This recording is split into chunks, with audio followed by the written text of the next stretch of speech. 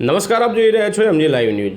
મહેસાણા દૂધસાગર ડેરીના ચેરમેન અશોકભાઈ ચૌધરી દ્વારા ડેરીના પશુપાલકો અને ખેડૂતો તેમજ ડેરીને આર્થિક સદ્ધર બનાવવા માટે અનેક નિર્ણયો લેવામાં આવી રહ્યા છે।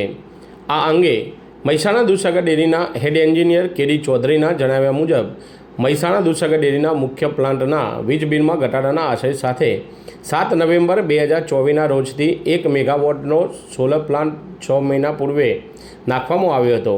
7 નવેમ્બર 2024થી આ સોલર રૂફટોપ પ્લાન્ટ કાર્યરત કરવામાં આવ્યો હતો, જેને લઈ મહેસાણા દૂધસાગર દ્વારા 5.5 મહિના પૂર્વે ડેરીના મુખ્ય પ્લાન્ટના વીજ બિલમાં ઘટાડાના આશય સાથે 1 મેગાવોટ સોલર પ્લાન્ટ સ્થાપવામાં આવ્યો હતો। આ પ્લાન્ટ થકી ડેરીના મુખ્ય પ્લાન્ટના વીજ બિલમાં ઘટાડો થવા પામ્યો છે, તો પ્રતિદિન રૂપિયા 31,538ની ડેરીના વીજ બિલમાં બચત થઈ રહી છે। ડેરીના વીજ બિલમાં નોંધાઈ રહેલી આ બચતને લઈ નિયામક મંડળ સહિતના ડેરીના કર્મચારીઓમાં આનંદ છવાયો હતો। વીજ બિલની બચત થતાં સોલર રૂફટોપ પ્લાન્ટ સ્થાપવા થયેલ ખર્ચ 2 થી 2.5 વર્ષમાં નીકળી જવાની ડેરીના હેડ એન્જિનિયરે આશા વ્યક્ત કરી હતી। બ્યુરો ચીફ ચેતન પટેલ, મહેસાણા।